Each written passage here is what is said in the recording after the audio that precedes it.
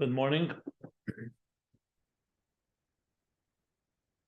We're at the conclusion of Ayin Beis, volume 3, where the Rebbe Rashab did not finish the actual writing of the Hemshech. He left certain things still open. So in order to piece together and try to understand the context and where would this flow, and some of the answers to the questions that he left unanswered, we went back to Torah Ohr, a Maamar from the Alter Rebbe, from Chanukah, Tov Kuf Samach Zayin, and was it Samach Zayin? Yeah, printed in Torah Ohr, and we just finished learning this Maamar and the beer of this Maamar on the pages that began Ner Torah Miketz, pages 38b, all the way through 40b. So there's a beer of the Alter Rebbe's Maamar and the beer of the Maamar, where some of the questions that I had enumerated when we had finished Ayin Beis, I went back and said, here are some of the things that are left unfinished, namely the effect of the Nefesh Elokis on the Nefesh Habamis. So that's where the Rebbe Rashab left us, after talking about at length the contemplation of Shema Yisrael, Hashem Elokeinu, Hashem Echad, Baruch Shem, that contemplation ultimately affects the animal soul. So the Rebbe Rashab never went back to explaining how it affects the animal soul. Torah Ohr, which is the basis of that piece in Ayin Beis, does explain it briefly. We will learn more about it in the Mitteler Rebbe's Maamar, where he elaborates on the Maamar in Torah Ohr from the Alter Rebbe. So that was one thing. Another question that remained was, what is Ner Mitzvah? The Rebbe Rashab just left us on page 1466 with a question: what is Ner Mitzvah? What is the association of Ner Mitzvah? And of course, the relationship with Ner Neshama. So even though on pages 1351, 1352, the Rebbe Rashab did explain it briefly from Torah Ohr, but he did ask in page 1466, what is it? So that too we learned in Torah Ohr. Torah explains it in detail, the three aspects of the Ner Mitzvah, and even further leads us all the way to the Torah Ohr. So this was all discussed in the Maamar of the Alter Rebbe. The Ner Mitzvah, what it adds to the whole equation of elevating the animal soul and the world around us, and Torah Ohr is which is still Maamar L'mayla mitzvahs. And then there's the Maamar Lamata of Torah, that's Mamshech Ein Sof from before the Tzimtzum, below as it is above, Ein Sof Mamish, what the Rebbe Rashab called Ohr Atzmi. Not just the Ohr of the wick, the light that the wick, which is like the Kav, is a limited form of light, the Ner, but the Ohr, which is an infinite element. And that is all achieved through the three steps that we spoke about, Ner Hashem Nishmas Adam, then the additional power that the mitzvah gives, and ultimately leads us to Torah Ohr, a level of also Riyah Yiro, which explains yet another thing which the Rebbe Rashab never really went back to. When he started the whole topic, he said, let's understand it with the concept of Riyah. So Riyah plays a very central role in this whole section in Ayin Beis, starting from page 1350, the idea of Riyah, which means not just experiencing something, but experiencing it like we see it, which means as tangible as today. The physical world is what we see, and the spirituality remains concealed. We can understand it, we can contemplate it, we can hear it, so to speak, but we don't see it.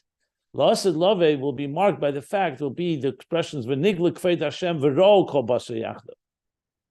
And we'll see the all flesh will see the divine revelation. Ayin ba'ayin yiru, or yiro, eye to eye we shall see. Our teacher's face will no longer be concealed by a shroud, by a garment, but your eyes will see. So the idea of seeing the divine, not just via daita hayom, to know and to contemplate, understand, that is the ultimate interface where physical existence, which now reality of what we see, elikus b'pshitis, elam is b'pshitis, what we see with our eyes is existence, and the divine needs to be extrapolated. We need to work on appreciating and coming to the divine. That will be reversed. That we will actually be able to see ruchnius like we see gashmius and elikus mamish. Today, you can achieve it through Torah, because Torah has the element of riyah. We don't achieve it obviously completely because we don't have the geula here, but Torah captures the riyah, whereas today the main avodah is in shma. But as he explained in Ayin Beis, the goal is not just that the eye sees with the support of an outside light, the light of Torah, the light of mitzvah, the light of our leaders, the light of the malachim, the siyua that the angels provide, but that the eye itself, the etzem koyach hariyah. And the riyah is critical. I'll just add a few more points about it because we will talk about it some more. But is that, as he explained, it's different than the light of the moon and the light of a luminous stone, because the eye itself sees. When it comes to the moon ultimately, even though it absorbs the light of the sun and it itself shines, but it's not a seeing entity. The moon is not an entity that sees, and neither is a stone. But the physical eye sees. The only thing is today it needs an outside light when it's a dark room to illuminate the room so the eye can see. But the eye itself sees. It's not the light that sees, it's the eye that sees, which demonstrates the ultimate interface, that it's integrated. And the nimshal, what does that mean? That the physical reality is not just reflecting a light, it's not just shining through it and it being absorbed, it actually becomes a seeing entity that the eye itself sees. So he explained in Ayin Beis that there's two levels of koyach hariyah. There's etzem koyach hariyah, that's the actual power in the soul to see. And there, hypothetically, doesn't have any limitations. It can see in the dark, it can see, like he said, it doesn't limit the amount of space that it sees, but that's the eye in the etzem koyach hariyah. When you talk about how riyah manifests in the physical eye of a human being, so now the physical limitations of the keli limit how far we can see. We can only see that far, and that we can't see in the dark. So even though the eye itself has the power to see, but it needs more work. So in Aveda Ruchnis, as we get more refined, the physical reality, including the animal soul, including the physical reality of this world, will be able to perceive godliness literally like seeing. But that comes at the end of the process, not in the middle or the beginning.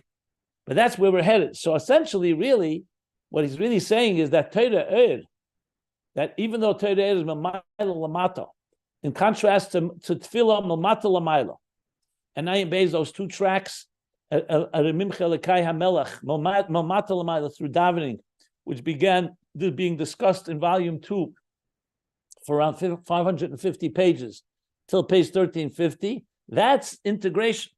That means from below, we're working step by step. Like you said, we climb the mountain from the bottom. But if you remember, we learned in Torah Sholem that climbing from the bottom has the mila that it's integrated. It's on your terms, but there'll be impediments. You need strength, and you ultimately don't experience how God sees it from the top down. So then comes the Yichud Mamayla Lamata, Torah. Torah gives us a snapshot, as I said, an X-ray, if you want, a CAT scan of God's mind. Now we're getting something that we cannot achieve on our own. So when you combine the two, when we work on our own and we refine our kelim, just like we refine the power of the keli of Ariyah, so slowly we have more and more capacity to see, and with the power of Torah Ohr that's infusing us, Mamay Lamata, we get also a picture of existence from the eyes of God. Mamay Lamata. So then there'll come a point where the two join together, Mamata Mamay Lamata. And maybe that's the ultimate third yichud, the yichud of Das Elyon and Das Tachton that we learned about at the end of Ayin Beis. And then you have both qualities. You have it on our terms, it's completely integrated. At the same time, we can see directly without the siyua, without the support of others, because we ourselves have become the seeing entity that we can see godliness. So Torah right now gives us a picture from above.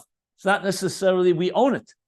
But imagine you could have the Maila of Ner Hashem Nishmas Adam and Tefillah through Shema, elevating from the bottom up. Mitzvahs, which combine, as we spoke, bottom up and top down, because it's a mitzvah from Hashem. Misyachses ala atzmus, as he said in Torah Sholem.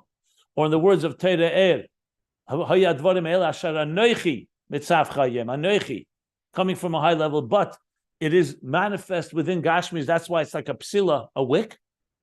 So like the kav that enters into existence, and it's Megala there, the Makifim, which is higher than the Neshama itself. So you have two. Then comes Torah Ohr, which is Amshachim Amayla Lamata. Torah Ohr is undiluted. It's higher than the Kav. It's Eid Ein Sof before the Tzimtzum Malchus of Ein Sof that goes all the way down into Malchus of Atzilus, all the way into existence. So now you have both, but then comes the final when everything is integrated, and that's where the Etzem Koyach Hariyah comes into play, where the physical reality, the animal soul, everything in this existence will see godliness.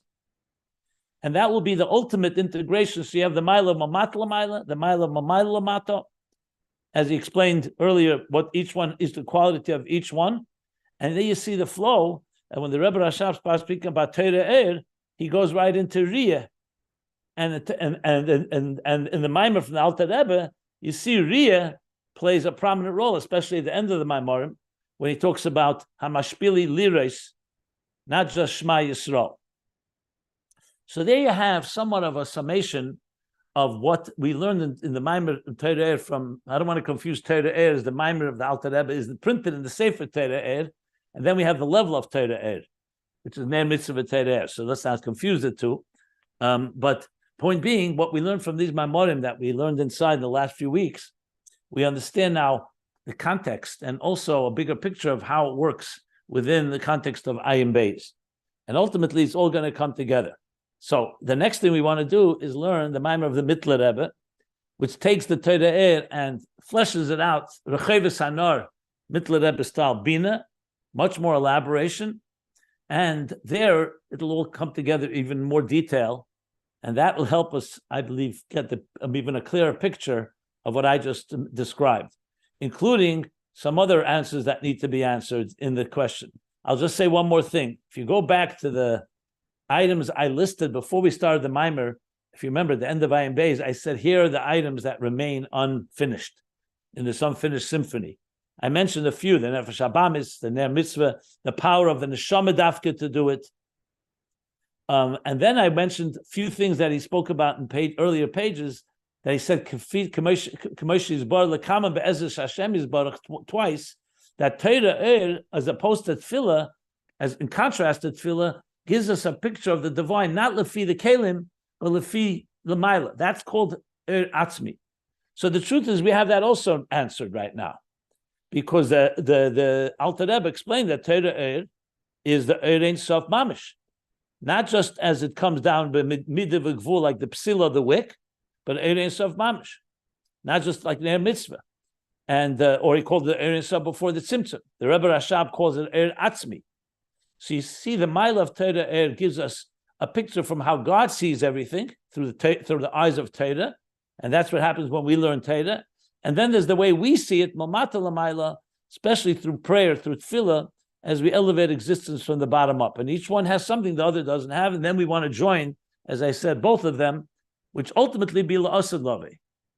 And that also, as I said, go back to Riyah, where he brought from another Maamar from the Mitteler Rebbe, Ve'eneinu me'iris, that today the eye needs to have the sun or the moon or other light to support it to be able to see. But then will be a level where the eyes itself will be like the Shemesh Yerech, which means it itself will see. And then the Alter Rebbe, the Mitteler Rebbe, based on the Alter Rebbe's Maamar, goes even further. There's even a higher level than that, where the eyes are connected literally to the Etzem, that's even higher than Shemesh Yerech.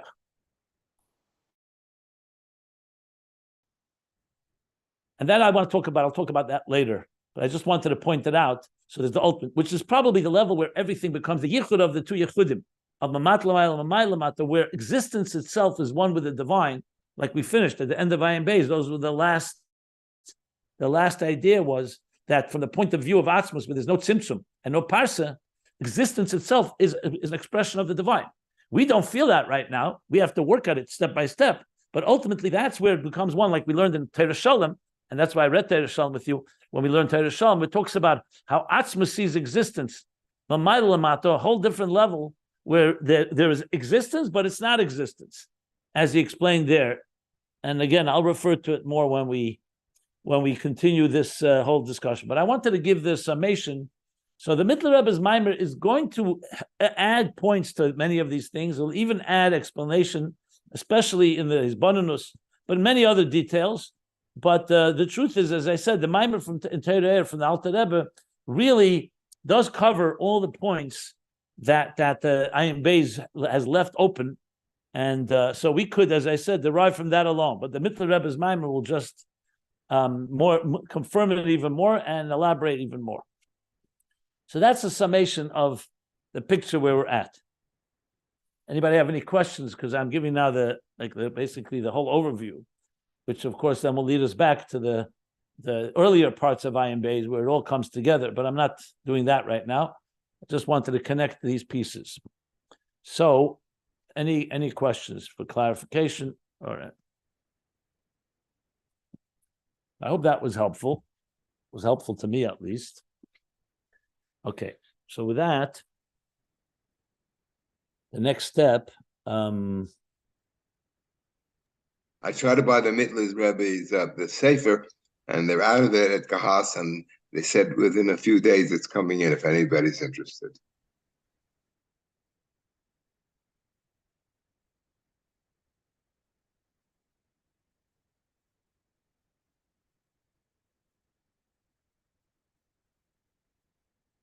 Okay.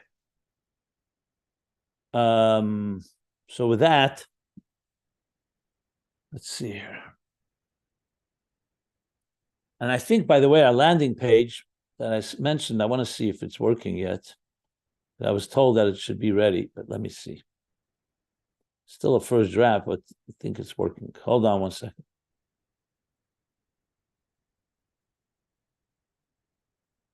I'm not working on my phone.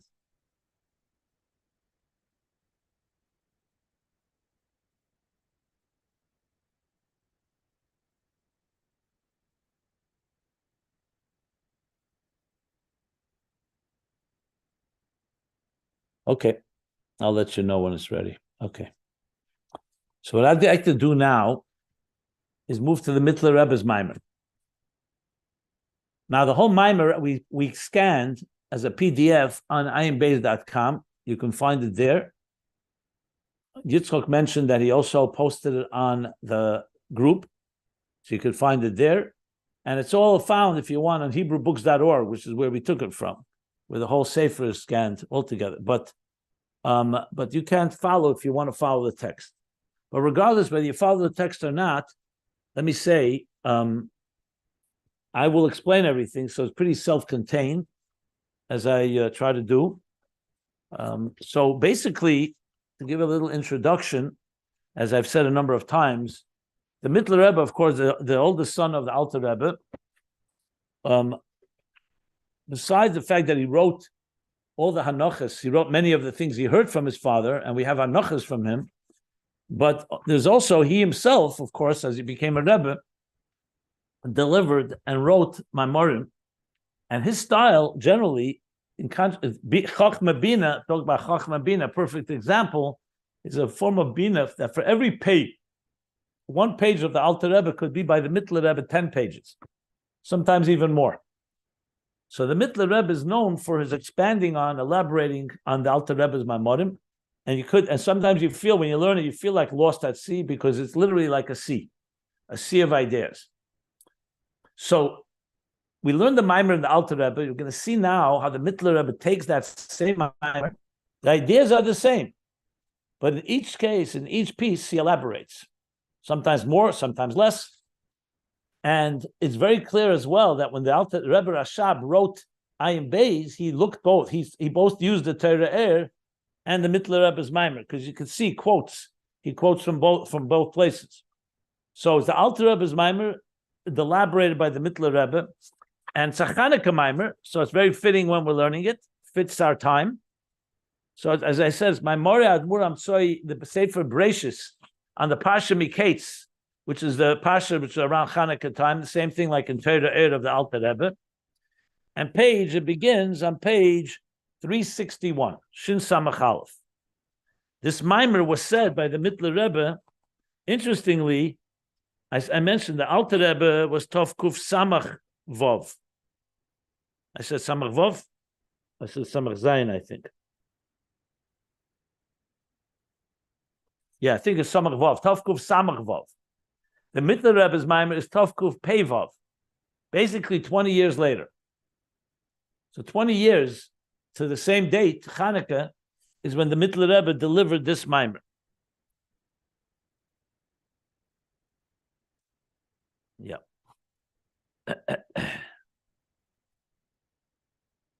So I'm ready to begin the Maamar. And let's see something here.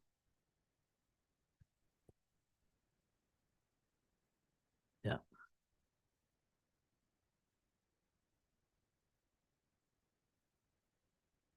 So the Maamar begins, Mika vaya lekenu, hamagbi l'sheves, hamashpili lires, b'shamayim u'ba'aretz. Same posuk as the Alter Rebbe's Maamar. From Tehillim, Kufyud Gimel, 113.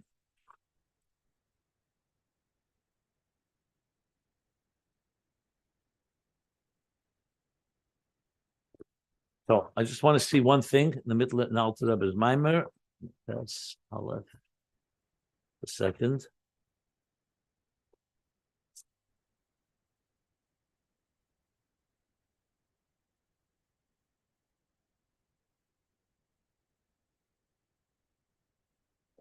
One minute.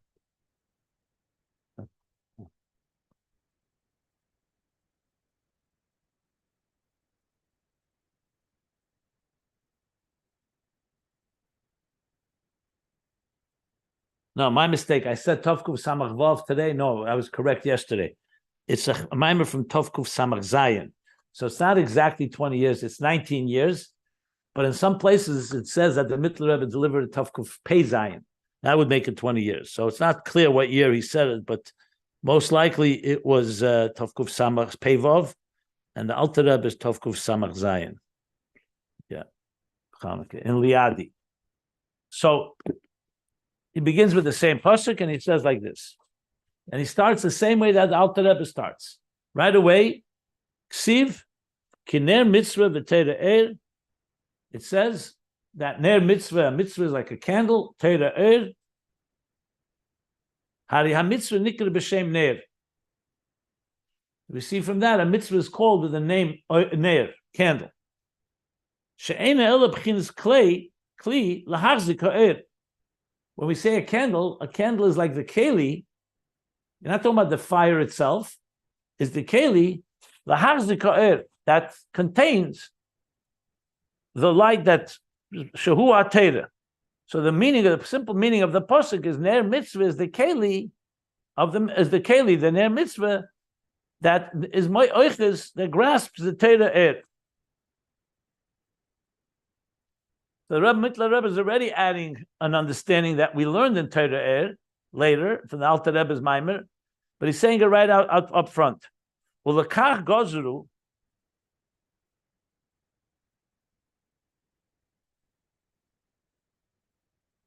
Lekach gozru Eimer.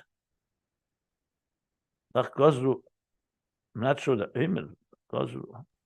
Gozru Oimer, that's a expression. Yeah, that's the expression, right, correct. Gozru Eimer, and that's why they declare the mitzvahs Talmud Torah connected kol ha-mitzvahs. So this already Mitteler Rebbe's addition. That mitzvah Talmud Torah corresponds to all the mitzvahs. Like we say, Talmud Torah connected kol. Can you guys hear me? It just started to come in and out. We can hear you, but you froze. Let me ask the others. I want to know. I want to make sure it's not just you.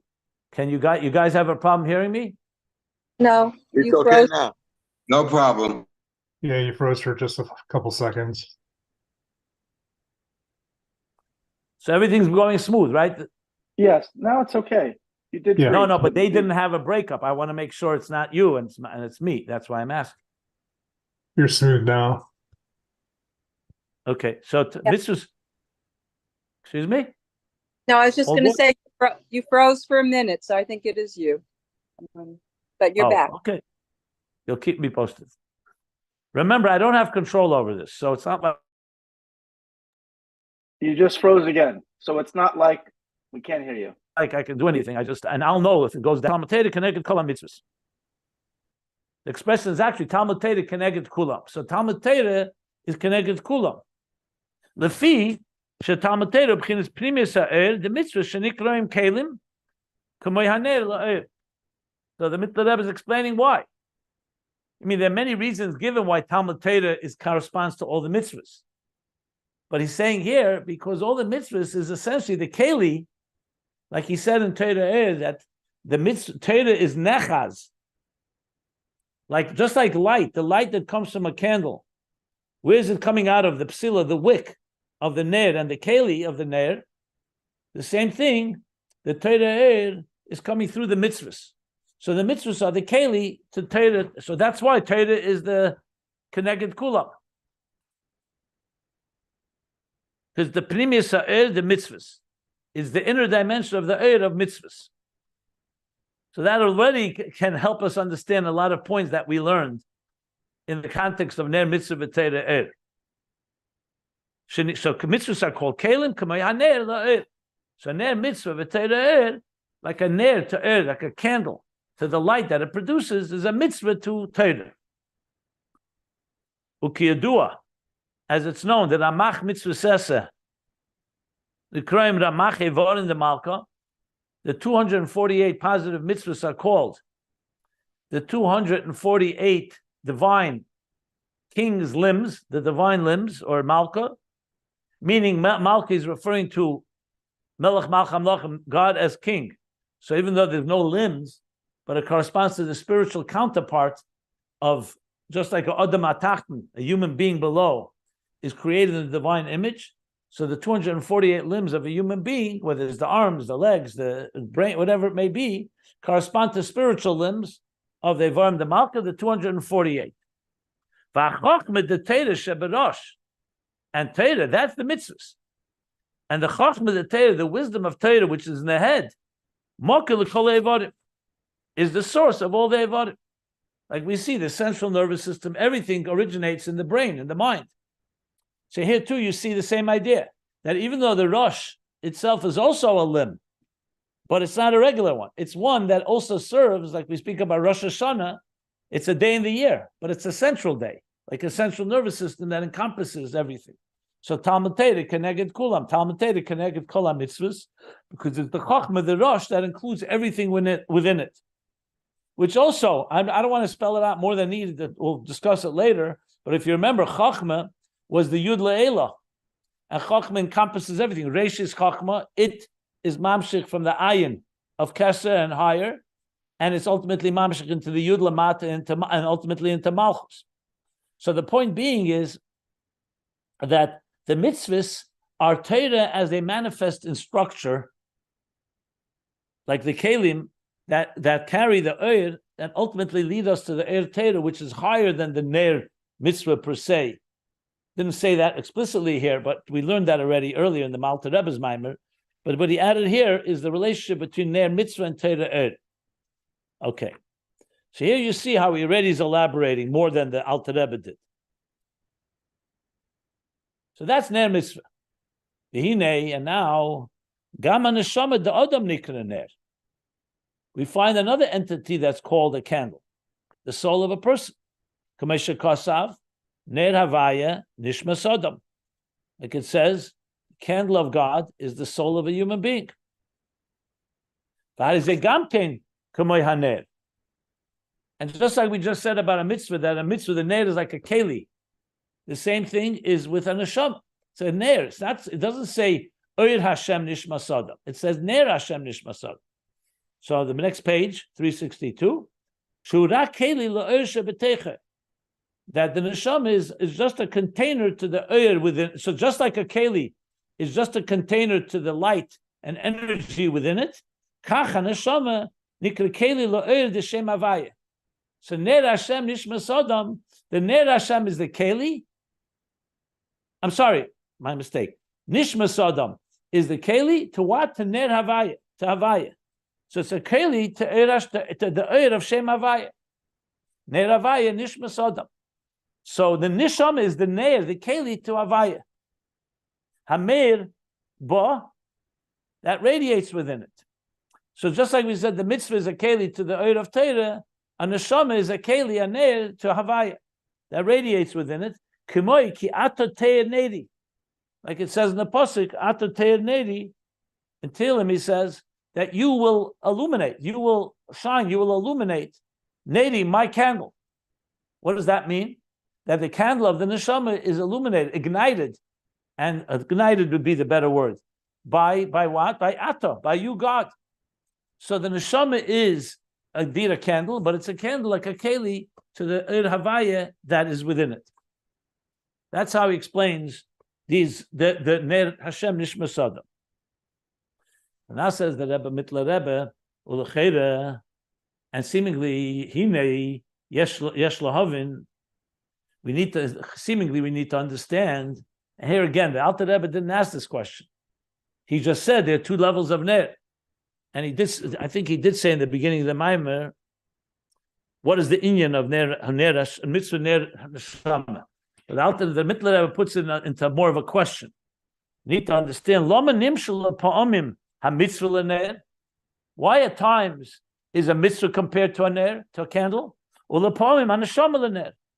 And sometimes a neshama is compared to ner. Now, what's the difference between the two? The mashma mizeh, it appears from this, she'inyan echad heim, that it's one inyan, because you're using the same mashal, the mashal of a candle. So from that it appears it's one inyan, and yet there's two different things here. What's their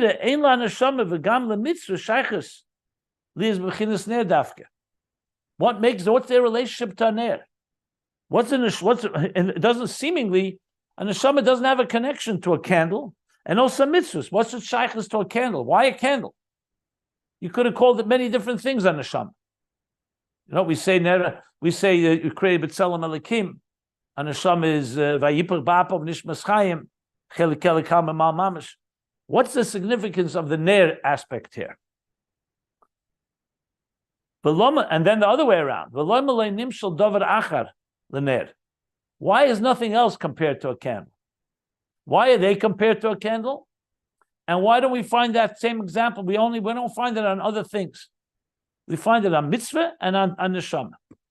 So here you see a perfect example of taking a line from the Torah Ohr, from the Alter Rebbe, Maamar, and elaborating and turning it into a series of questions, much more elaborate and breaking it down. So the theme is the same idea, but it's just broken down in more detail. Okay. So that's the question. This now begins a long discussion on it's going to talk about Ner Hashem Nishma Sodom, the same order like the Maamar from the Alter Rebbe. Then he's going to go back to Ner Mitzvah and Torah Ohr, and then he's going to go back to the central themes that he's going to bring up here. Any questions on this opening? I think it's pretty clear. Remember, we've already learned these ideas, so it's not like new, but they are essentially more detailed. Yeah. Good.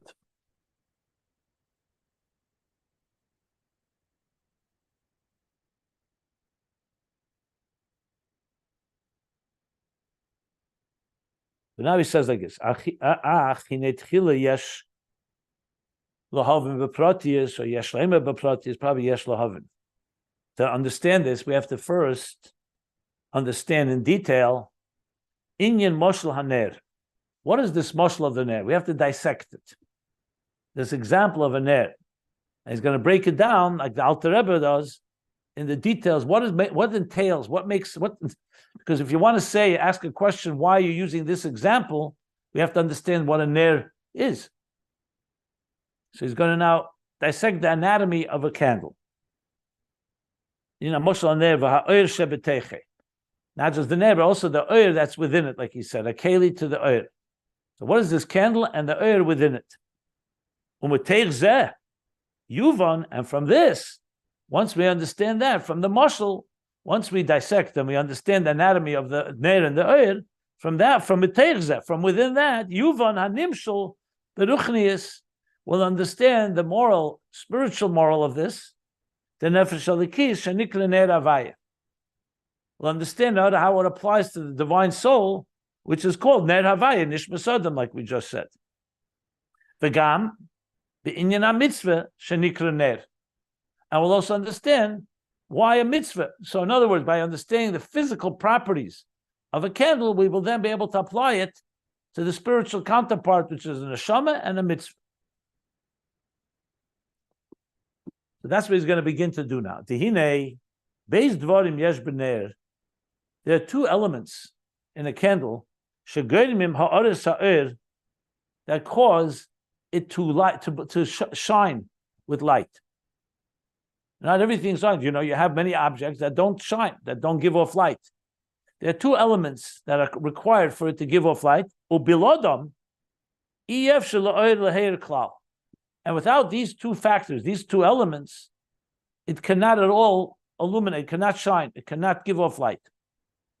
And what are the two things? Vehein hashemen va'psila, the fuel, the oil, and the psila, the wick. These are the two things that you want to have oil, you need to have a shemen and psila. This is not to be confused that he's saying two, whereas the Alter Rebbe said three. At the end of the day, it is three. It's going to be shemen, psila, and oil. But he's talking about how do you produce that oil? How do you produce light? So you need shemen and psila, the oil and the wick. Now, if you go back to Torah Ohr and you want to compare it, you'll see what he's going to explain now. The Alter Rebbe more or less says, but the Mitteler Rebbe again elaborates on it more detail. I'm not going to sit and compare now, even though that itself is a worthwhile exercise to see exactly how the Alter Rebbe says it and how the Mitteler Rebbe adds to it, because it's not the goal. The goal at the end of the day, remember, is to learn these Maamorim to help us understand Ayin Beis. If we were just learning the Alter Rebbe and the Mitteler Rebbe in order to understand their Maamorim and their style, I would do that. I would literally sit and compare the two texts. But that, if you want to do it, by all means. It's not the. I'm just not doing it because it's not the purpose of these classes. So he says like this now. Hashem and Psila. Shapsila, the wick, Nishava min Hashemen. It draws from the oil. In other words, if, for example, you put a toothpick, a toothpick is not a good example. Let's say you put a piece of wire inside of oil in a candle, you're not going to have anything. It has to be a wick that's made of materials.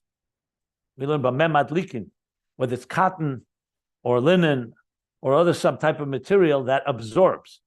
Because if it doesn't draw the oil, you haven't achieved anything. So you have to have a wick that is such that it draws. So that's one item that you need, the element, which is the psila, the neshava min hamayim, min hashemen. And when you have that, so then you have the other way around. That's the oil is being drawn into the wick, and when you light it, the oil is holding on to the wick. Nechaz b'psila, the flame that's produced is being holding on to, is basically contained by the wick. V'sheyeves es hashemen b'psila, and as it burns, what's happening is like three things happening, or two steps, or three steps. You have the oil being shayeves, is being drawn into the wick, and the wick in turn continues to, and the fire feeds off of that. So you have here the wick, and v'sheyeves is Hashem and b'sila. Ozayi is sibas hadloka se'er b'psila zman rav. Then you have the cause, the elements necessary to light the fire in the wick, to burn in the wick, zman rav, for a significant amount of time. That's the dynamics of a candle.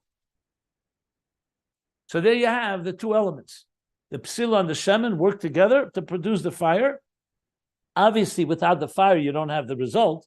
The fire continues to burn, but it's being regulated and moderated by the wick that is being drawn from the oil. And that creates a healthy, steady flame that continues to burn. We're going to learn now what happens if something's missing. Because as I said, Chassidus is known, the Alter Rebbe, for Mipsari Echzalaka, for my flesh I behold God, by understanding the dynamics of existence. And this, by the way, is another way that the animal soul can engage in this, because the animal soul fully understands the science of it and how it works, and is very intrigued by it. So the more we understand how it works in Gashmis, the more we can relate to and say, that Gashmis was created in order for us to understand how it works Beruchnis. And every detail matters. So every detail of this, of what we're just talking about, is not just coming here to to so-called what makes a candle tick, what makes it work. The details are relevant to understand, like he said, will understand how it works with the neshama and with the mitzvah. So he says like this: now it's known in Mishnah and Gemara, shekol shemen she'eina nimshach achar hapsila, that all oil that does not follow, that's not drawn and follow into the psila, into the wick, ein madlikin boy. In other words, if just like the wick has to be made of certain properties, there's also a shemen has to be in a certain state that, for example, very, very thick oil, extremely thick oil, will not work. You need to have more refined oil. And the Gemara, the Mishnah and Gemara in Bameh Madlikin and Shabbos talk about the different types of fuel that work. Fuel has to be refined to some extent.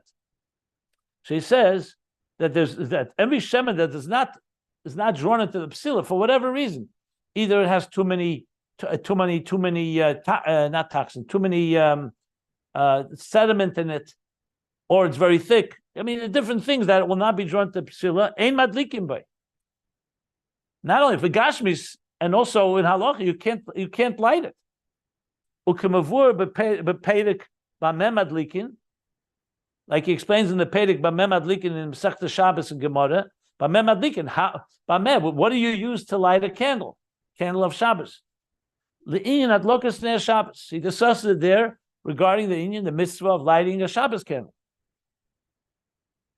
B'kachu b'din ner Chanukah. That's in Shabbos. And the same thing is in the din of ner Chanukah, of Chanukah candle. Sheyesh shmonim she'ein madlikin b'hem. There are certain types of oils that you're not supposed to use. L'fi she'einim nimshachim achar hapsila. Because they don't properly flow and follow into the wick.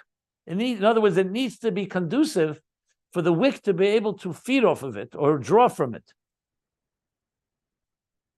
Now, when we learn the Maamar Alter Rebbe, we already understand what the nimshal is. I'll just give you an example. This is the nefesh habamis has to be ready to be influenced by the nefesh halikis. If the nefesh habamis was a complete crass element and is not like shemen, it's true, it's not shemen of kedusha yet. But if it wasn't shemen, you wouldn't be able to transform the animal soul. So the animal soul has to have properties that allow it to be trained and tamed by the divine soul. But we'll leave that for later. I just wanted to point out how just an example of how the mashal teaches us about the nimshal. This wasn't in the other things we learned This is the has to be in the right state. We never learned that, did we? We learned it a bit in Ayin Beis, but not in the Alter Rebbe's Maamar. No, we didn't.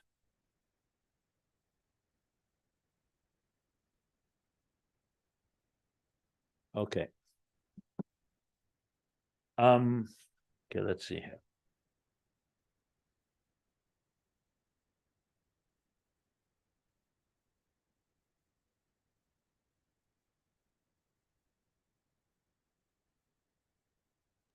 So some people's Yetzer Hara has to be in the right state for you to empower. We're not discussing. I just gave an example. I didn't want to go there. We'll talk about it later. I wanted to just show how these details are relevant to that. We'll talk about that when we get to the Mitteler. Rebbe is going to talk about it. Okay. So now he asks a question.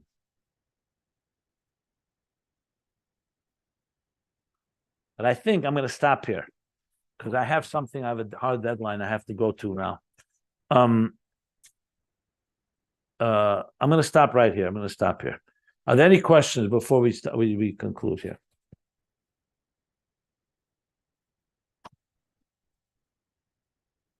Okay. So I'm stopping right before L'Chayra, a question he's going to ask. So on page 362.